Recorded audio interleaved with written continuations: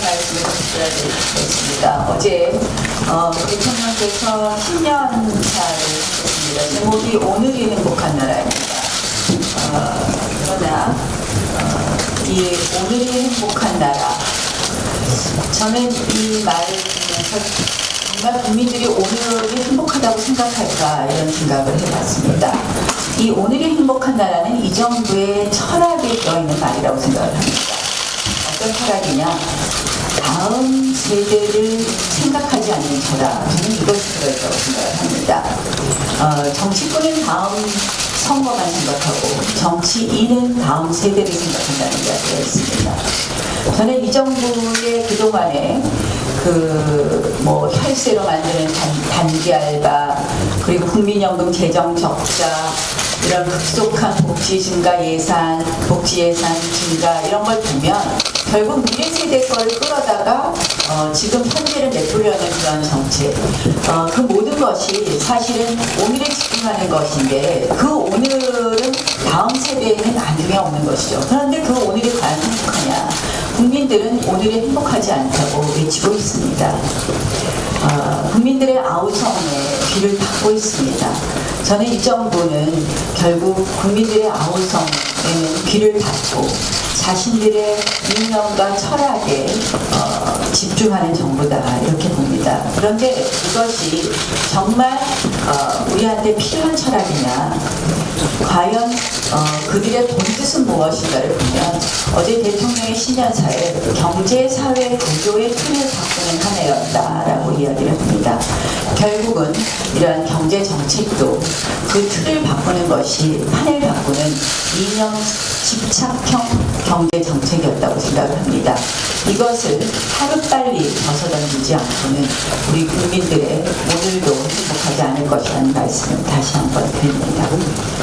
또한 어제 대통령 신년사에서 잠정성적 평화라는 말을 처음으로 썼습니다.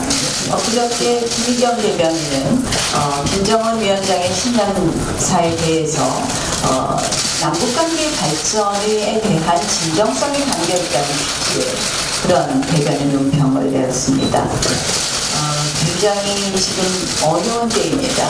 지난 1년 동안은 잠정적 평화가 아니라 사실은 판문점 선언 그리고 남북군사 합의로 이어지면서 안보 무장 해제의 길만 빠르게 걸어온 1년이었습니다. 결국은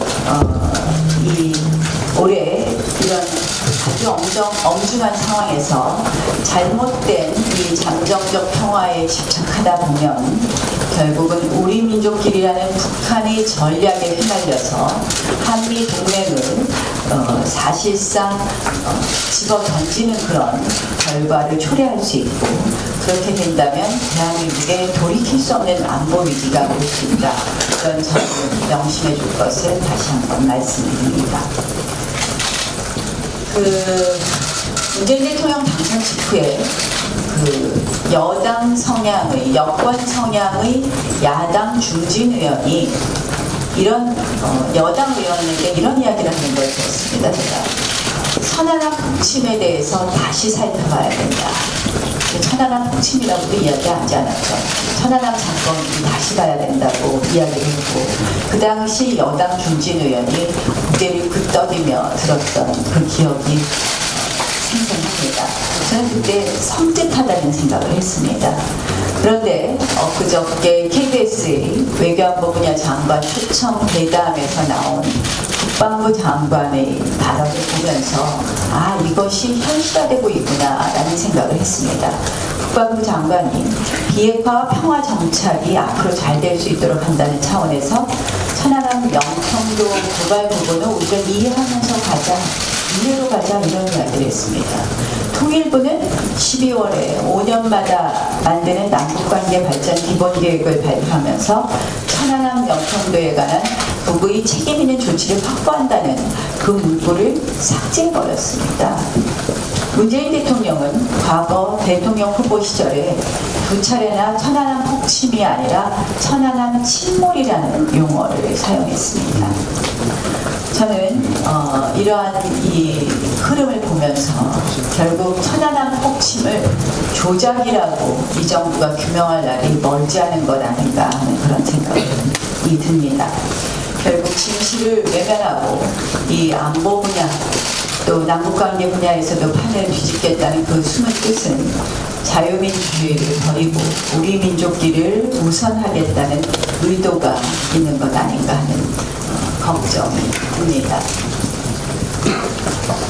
아마 이탈리아 북한 외교관이 망명을 고려하면서 한국으로 선뜻 오지 않는 것도 이러한 이유가 아닌가 이런 생각이 듭니다. 갓 30이 넘은 신재민 전 사무관의 용기 있는 외침에 박수를 보냅니다. 그 용기 있는 외침의 핵심 내용을 보면 결국 이 청와대는 문재인 정부의 청와대는 국민의 이익은 없고 정권의 이익만 있는 청와대이다라는 것을 알 수 있습니다. 나라 살림을 조작하려 했던 것이 드러나고 있습니다. 지금 이 시기는 사실은 워터게이트 사건의 딥스로우, 마크 펠트 전 FBI 부국장이 생각나는 시기입니다. 청와대 민정수석실의 불법 사찰 및 블랙리스트 사건, 기재부의 나라살림 조작 사건의 진상규명은 모두 지금 공익제보에서 시작되고 있습니다. 6급 수사관, 5급 사무관이라는 실무자들이 거대 권력에 맞서는 용기를 냈기에 정권 상층부에서 벌어지는 음모와 부패의 실체에 접근할 수 있었습니다. 공익제보자가 매장당해서는 안 된다고 호소하는 신재민 전 사무관을 또 어제 검찰에 고발했습니다. 표적 감찰을 받아 해임이 요청된 김태우 수사관은 오늘 검찰에 소환됩니다. 현 정부는 공익신고 강화를 국정과제로 선정한 정부입니다. 여당도 공익제보자 보호를 위한 발언과 법안을 쏟아낸 바 있습니다. 그런데 태도를 180도 바꿔서 힘없는 실무자들을 필사적으로 지금 범법자로 몰아가는 것에 분노에 앞서서 가련하다는 생각이 듭니다. 공익제보자에 대한 무차별적인 명예훼손이며 면책특권 뒤에 숨은 인권 침해입니다. 공익제보자의 입을 권력의 힘으로 막으려 하는 현 정권의 위선을 국민들이 모를 리가 없습니다. 우리 자유한국당은 진실을 위해 거대 권력에 맞서는 이들을 보호할 것이며 끝까지 함께 싸울 것입니다. 또한 허점이 많은 공익제보자 보호제도를 개선하기 위한 법률 개정에도 적극 착수하도록 하겠습니다. 오늘 오후에 나라살림 조작 사건 진상조사단 회의를 합니다. 여기서 검토하겠지만 지금까지 나온 제보 내용을 보면 국고 손실을 끼친 국지해 매입 취소건에 대해서는 특정범죄가중처벌법상 국고 손실죄에 해당하지 않느냐 하는 그런 생각이 듭니다. 이 부분에 대해서 심각하게 검토하겠습니다.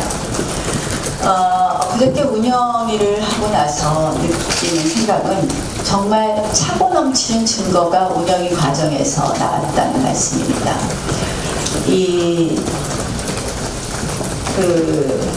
예컨대 이런 겁니다. 한 가지 말씀드리면 그 중에 너무 많은 증거가 있지만 저는 이 국회 속기록에 나온 이 발언들이 모두 다음에 이와 관련된 우리 형사처벌의 근거가 될 수 있다 이렇게 생각을 합니다. 대표적인 예를 드리겠습니다. 이 공직자의 사찰에 대해서 동의를 받았기 때문에 문제없다. 그리고 사생활에 대한 별건 조사는 하지 않았다. 이런 취지를 얘기했습니다. 그런데 또 뭐라고 이야기를 했느냐. 조사를 하다 보면 사생활 문제가 나오면 공무원의 품위유지 의무에 해당되기 때문에 해당 기관에 대해서 통보를 했다. 이렇게 얘기를 했습니다.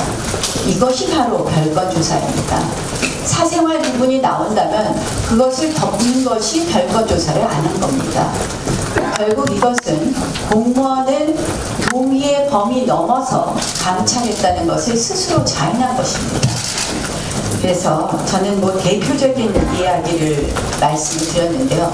이렇게 재판의 증거가 될 것이 차고 넘치는데 여당은 의혹 해소 운운하면서 이것을 덮기에 급급합니다. 저희 자유한국당 특검과 국정조사 반드시 추진하겠다는 말씀을 다시 한번 드립니다.